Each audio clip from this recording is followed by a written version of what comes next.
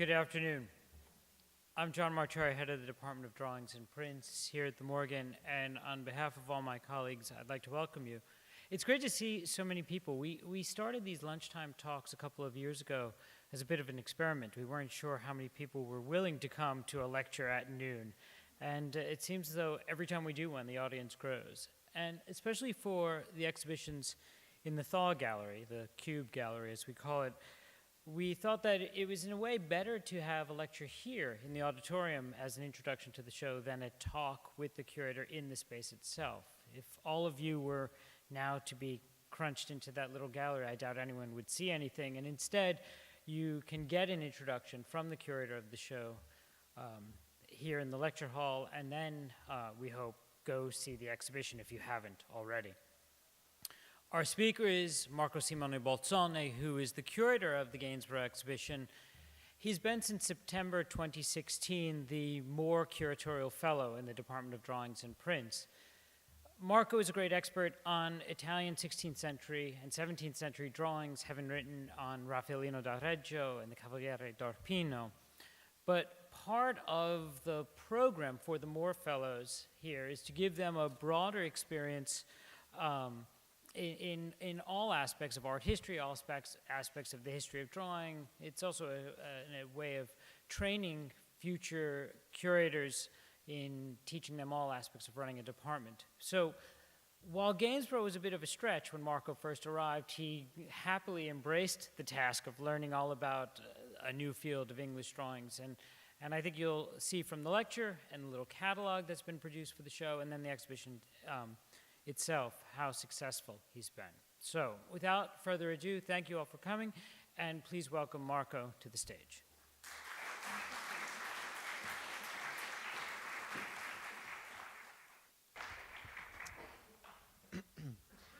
Good morning. I'm extremely happy to see so many of you here today. I'm sure that you are all wondering about the title of today's lecture, Cork, Broccoli, and Milk. Fortunately, these are not the ingredients of an extravagant recipe, but those used by Thomas Gainsborough to create his fascinating landscape drawings.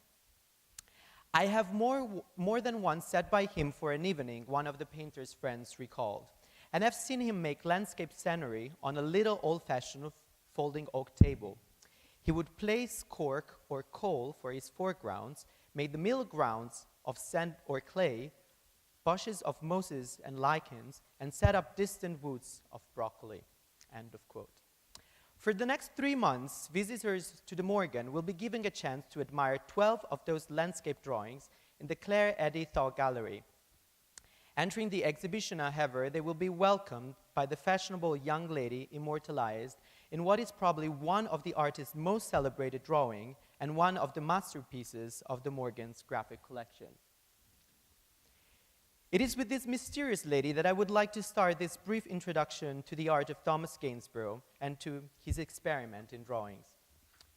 When in the early 1900s, John Pierpont Morgan acquired Lady Walking in a Garden, his first drawing by Thomas Gainsborough, the young lady depicted in the sheet was thought to be Georgiana Cavendish, Duchess of Devonshire, one of the icons of society in Georgian England.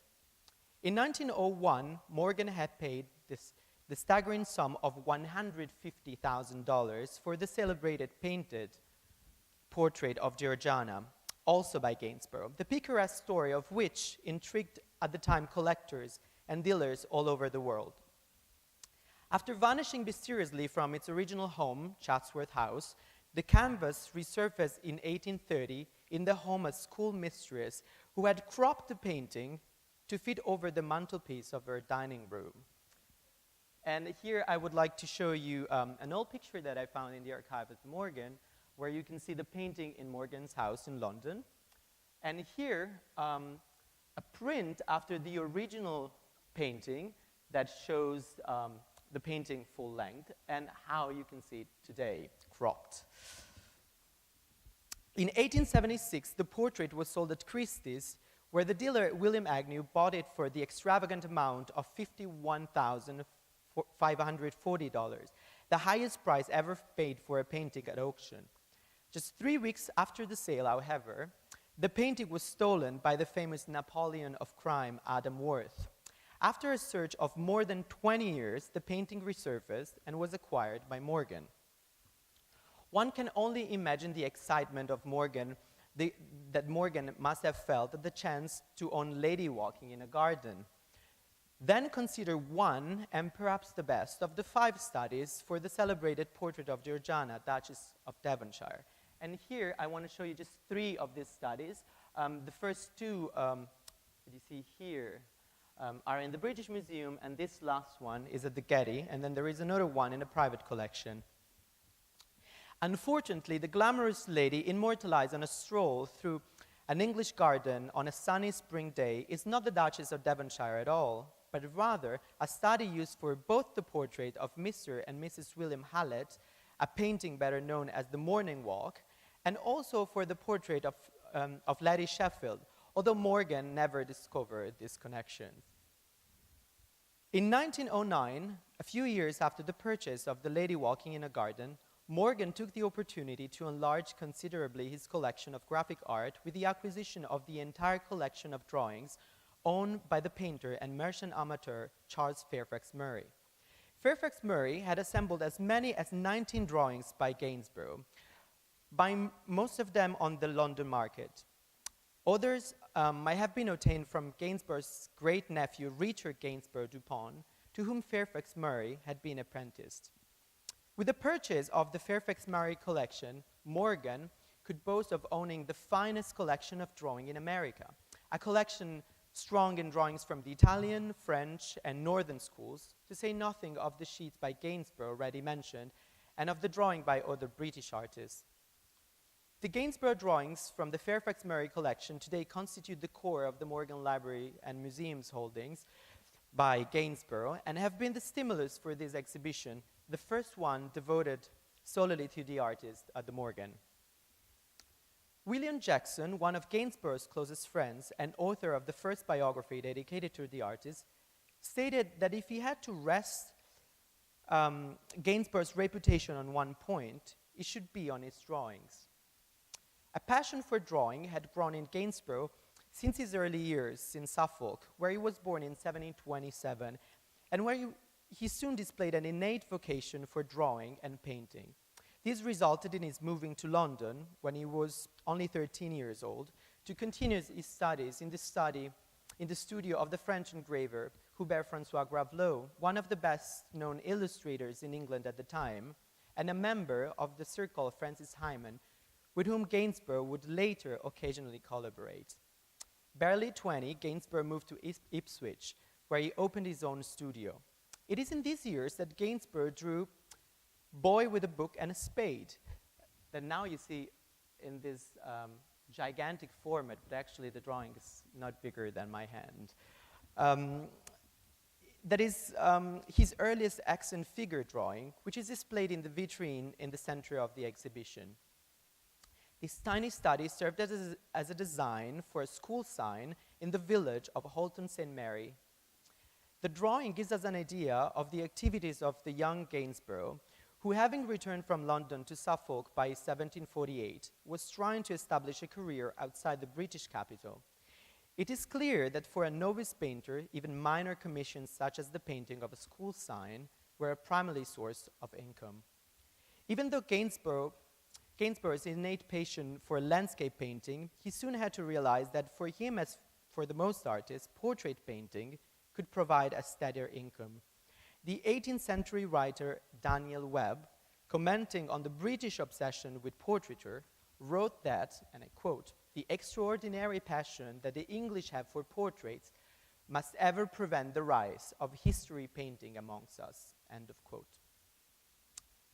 3 preparatory sketches that you see here for the portrait of Lady Lloyd at the Kimball Art Museum in Fort Worth, and here you can see the painting, are in the show and can serve as a brilliant example of the painter's first attempt with portraits. And I'll go back to the drawings. Rather than defining the sitter's features, Gainsborough seems here more interested in describing the natural setting and harmonizing the model silhouette with the landscape.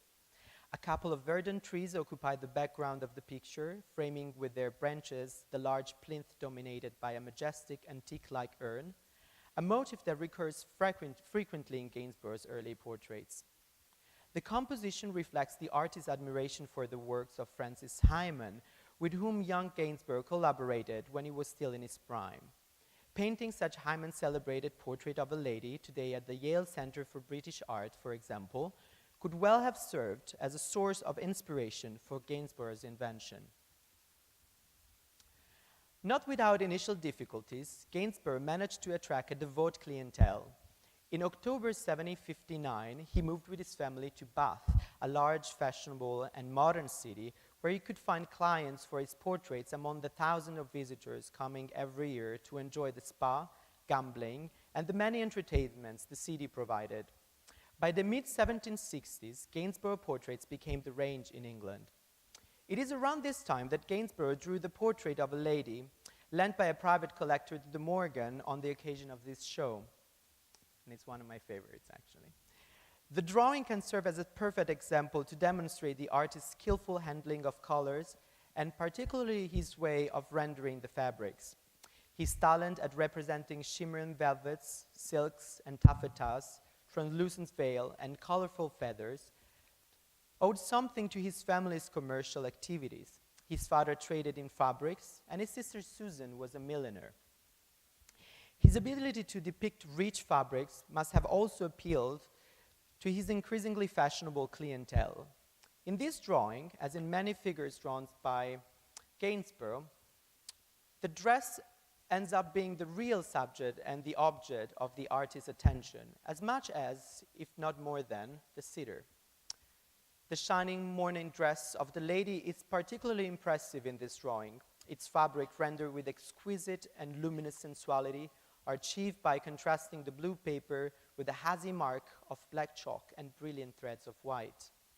These effects anticipate those of the dazzling painting fabrics, such as the translucent blue of the famous Blue Boy that some of you probably saw in Pasadena, or the blinding white of Mrs. Harry William Berkeley Portman, painted by Gainsborough around the 1764-1765.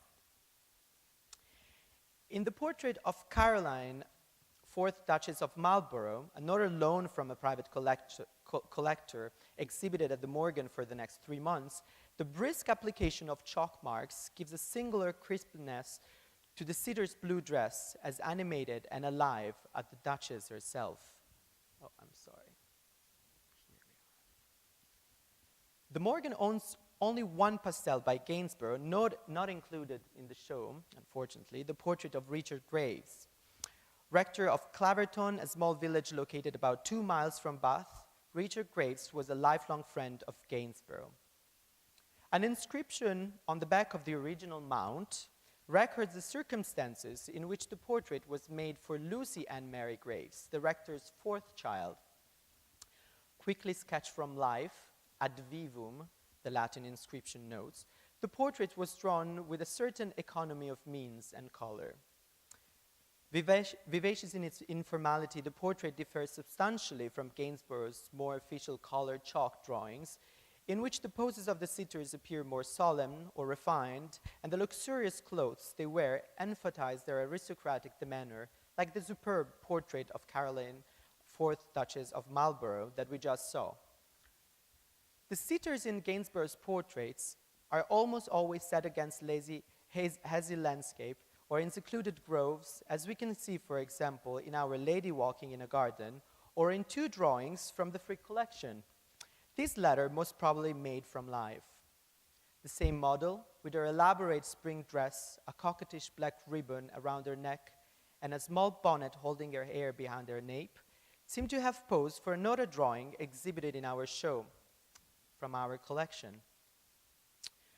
Unlike many of his other figure drawings, this study reveals Gainsborough's interest in capturing the figure in motion.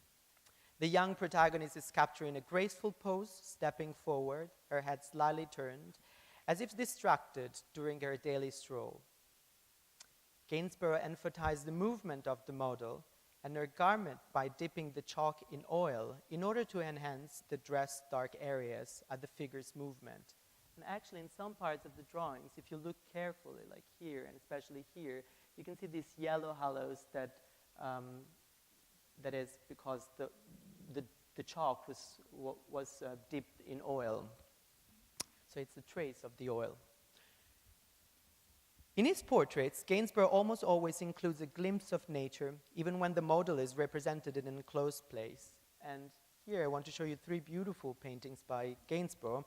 The portrait of James Christie that is at the Getty on the far left, your left. The portraits of Robert Craggs, and finally the portraits of a lady at the Frick collection. Landscape was Gainsborough's true passion. While he always felt a certain contempt for portraiture, a narrative practiced more for financial reasons than for real affection. "I am sick of portraits," he burst out in a letter to the musician William Jackson, "and I wish very much to take up my viola da gamba and walk off to some sweet village where I can paint landscapes and enjoy the fag end of life in quietness and ease." From a very young age, Gainsborough had enjoyed painting nature, using the English countryside, its trees, plants, and animals, as his first textbook, taking lessons from the sunset clouds, as George William Falker, the painter's first biographer, wrote. Rapidly sketched, Study of a Tree from the collection of Roberta Olson and Alexander Johnson serve as a brilliant example of Gainsborough's early studies en plein air. The drawing comes from one of the artist's early sketchbooks, which mainly contain close observation of clumps of trees. The pages of these albums illustrate the painter's diligent study of nature and his understanding of the variations of light and shadow on the plants, the movement of their foliage, and their continuous metamorphosis with the change of the seasons. This is further illustrated by another sketchbook page in the Morgan's collection, although not a work included in the exhibition. Yet, like most artists of his generation, Gainsborough did not, in fact, paint from nature. Instead, he reinvented landscape in his studio, relying on sketches, but also laying out stone, branches, leaves, and soil of various colors on his work table, as suited him to recreate an ideal scene. It was in the seclusion of his studio that Gainsborough always found refuge from the demands of his activity as a portraitist. Here he could invent ideal landscapes, which he constantly drew, driven by an irrepressible need to find new ways to depict nature. The precise chronology of the hundreds of landscape drawings that Gainsborough produced during his long career is difficult to establish. It is nonetheless possible to trace a stylistic evolution. And just to give you an idea, we have more than 800 drawings by Gainsborough, but more than 650 are landscape drawings. The rest is just figure drawings. Notable in his earliest works on paper is the young Gainsborough's admiration for Dutch 17th century landscape painters, from Jacob van Ruysdael to Anthony Waterloo, whose influence emerges in his calligraphic use of graphite, creating a melange of hatching, parallel lines, and zigzags to catch the different elements of the composition. These Dutch models also offer the young Gainsborough formal ideas for landscape composition, scenic middle grounds developed in depth and broken obliquely by imposing gnarly trees, often deformed in gothicizing contortions. You will find in the show a few of these early examples, such as wooded landscape with cottage, drawn around 1750. The horizontal small-scale format of the drawing, as well as its iconography, seems to have been inspired by a celebrated print series by Anthony Waterloo, which was extremely popular on the British art market at the time. And here I want to show you one of these prints. The peaceful atmosphere of Waterloo's Hermit Hut, a print that was part of a large set of Dutch views, with its modest cottage nestled in the woods at left, its clear, luminous skies, and its majestic verdant tree, seen in the shadow in the foreground, reappears almost verbatim in the Morgan sheet. Following Waterloo's etching, Gainsborough uses the silhouette of the prominent tree at center as a device to divide the composition, On the left is a small cottage, barely visible among the vegetation, while a luminous clearing where a farmer is resting by a tree borders the far right.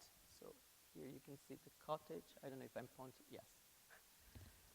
Scholars have often pointed out young Gainsborough's fascination with Ruysdael's painting, but the wooded landscape clearly demonstrates his consciousness and fondness for the Dutch artist's drawing as well.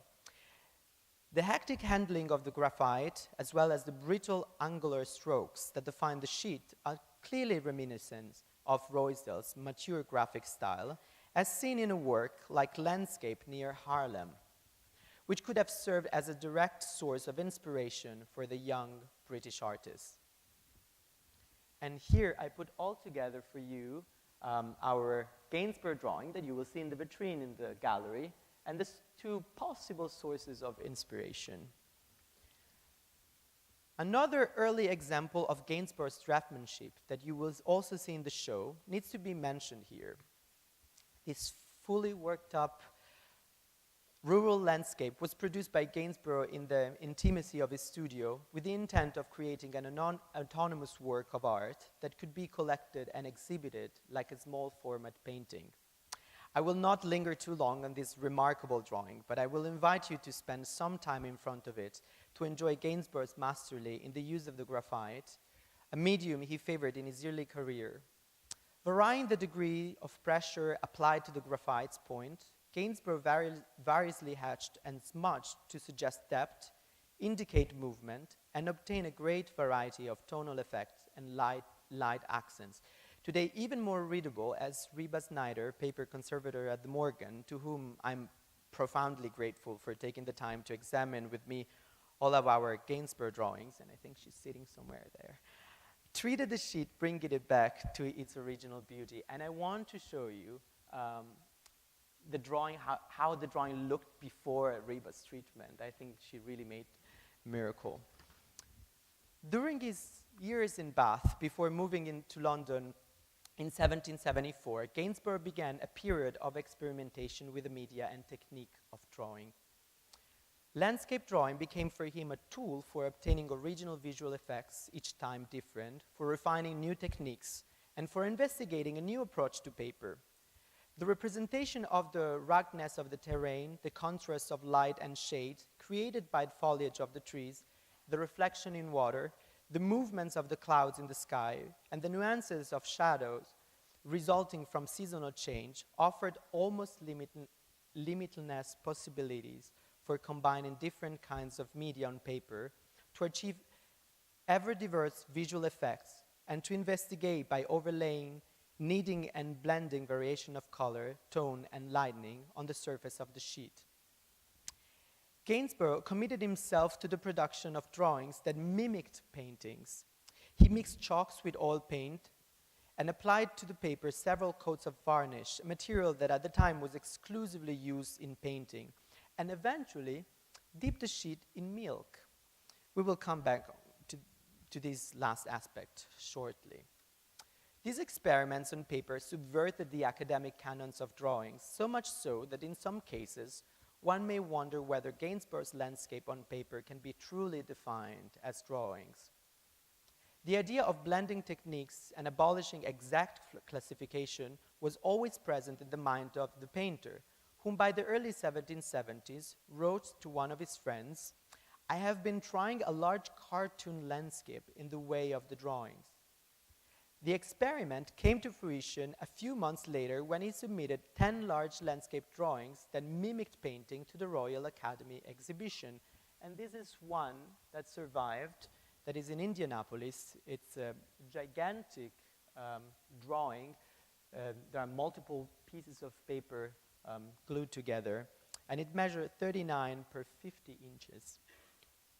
In the exhibition, and by the way, it's in the Department of Paintings, not in the Department of Drawings in Indianapolis. In the exhibition, you will be able to admire two of Gainsborough's varnished drawings. Landscape with horse and cart and ruin, the top, and landscape with group of figure resting on a hillside. Both drawings are drawn in chalk with some additions of watercolor or oil paints. And I would like to show you some details of the drawings. The varnish applied to the sheet at the end of the drawing process conferred a more liquid quality to the chalks and saturated the colors, making them look richer and brighter. The drawing was finally dipped in milk, intended to serve as a fixative. This singular working method is described by Gainsborough himself in a letter sent in 1773 to his friend William Jackson, in which the painter revealed in a brief account of his complicated, extremely secret recipe for making drawings after his fashion. He suggested, for example, that a drawing might be immersed several times in milk. He speaks about skimmed milk. And after retouching, I quote, float it over with gum water, 3 ounces of gum arabic to paint of water, let that dry, and varnish it 3 times with spirit varnish, end of quote. Gainsborough emerges from the letter to Jackson as an experimental full of curiosity, a brilliant inventor, a technical expert, a revolutionary innovator. Such an image confirms every biographical account of the painter, describing him as bizarre and unpredictable performer. And I love this quote. Instead of using crayons or chalks, he adopted for paintings tools, his fingers, and bits of sponge. One evening, he sized the sugar tongs and found them so obviously designed by the genie of art for the express purpose, the sugar tongs at Bath were soon raised to 100%. He had all the kitchen saucers in requisition. These were filled with warm and cold tints, and dipping the sponges in these, he mopped away on a cartridge paper, thus preparing the masses or general contours and effects. And drying them by the fire, he touched them into character with black, red, and white chalks. In this last decade of his career, Gainsborough began to produce variation of similar composition, drawn mainly in black and white chalk. Serpentine asymmetrical landscape with moving skies and luxuriant trees shaken by a strong wind, populated by solitary animals or slow marching peasants.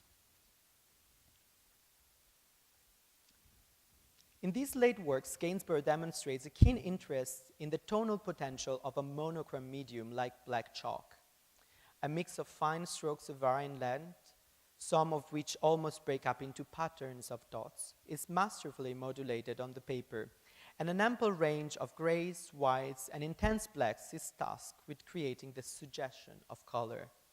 By manipulating the medium with a stump, a stick made of a tightly rolled paper of felt, Gainsborough dispersed the dark tones in the backgrounds and created transparent skies and moving clouds.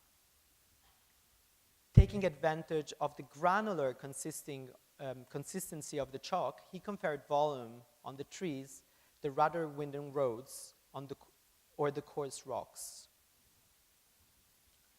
This richly pictorial technique intrigued Gainsborough's contemporaries like the British artist Edward Edwards, who recorded the painter's approach to his late black and white landscape in his volume published in 1808.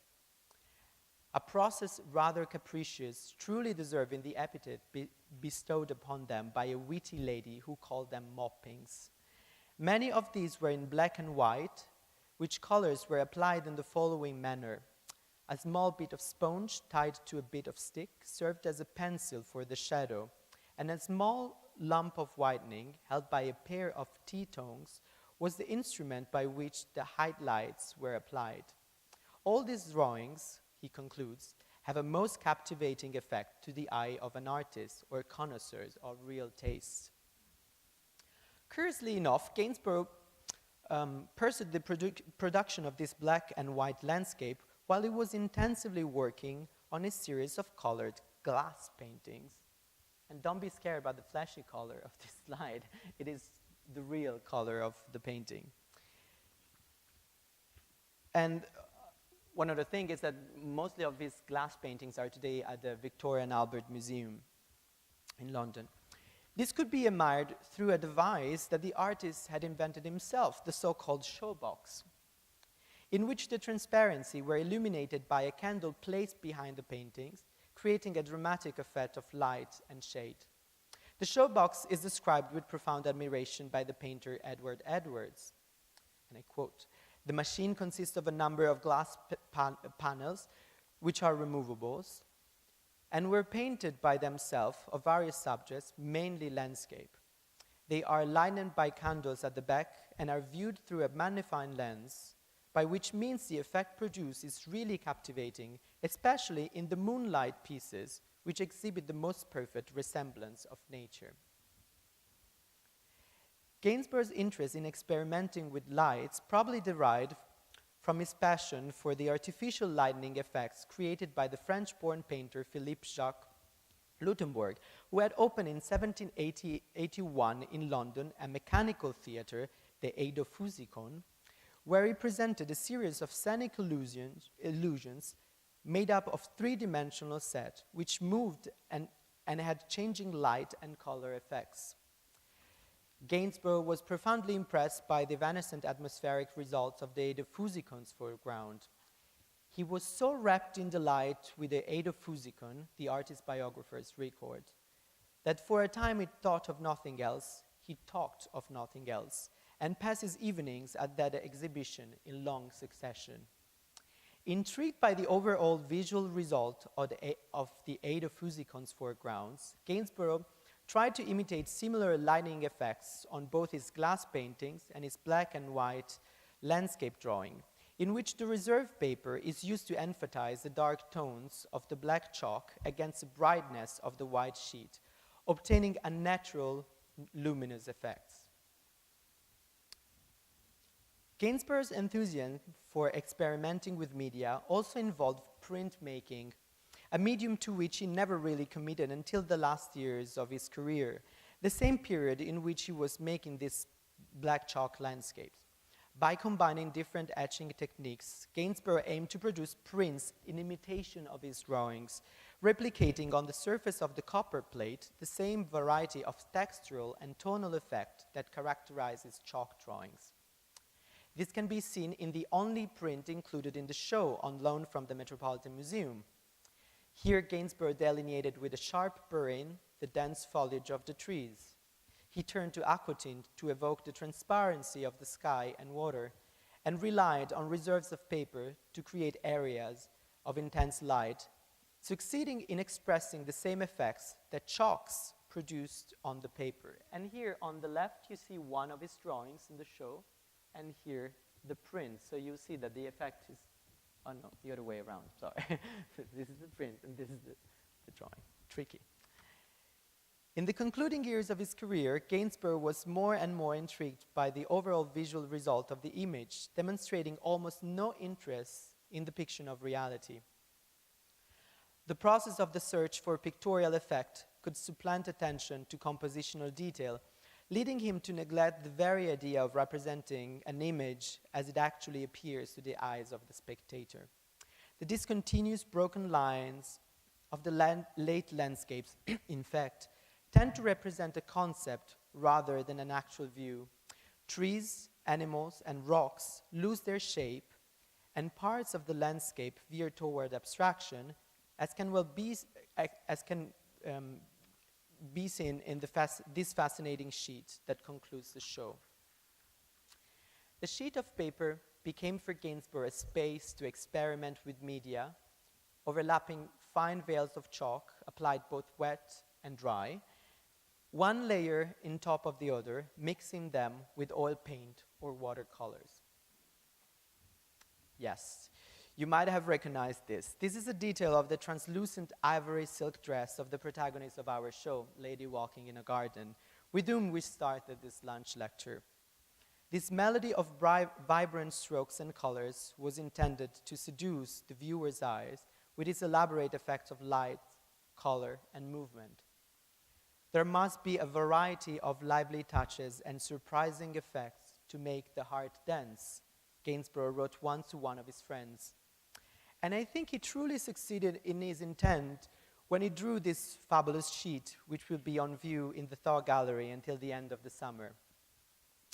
Hoping that Our Lady will make your heart dance, I invite you to enjoy our show, and while appreciating the range of Gainsborough's technical experimentation, you should above all immerse yourself in the sheer beauty of these drawings. Thank you.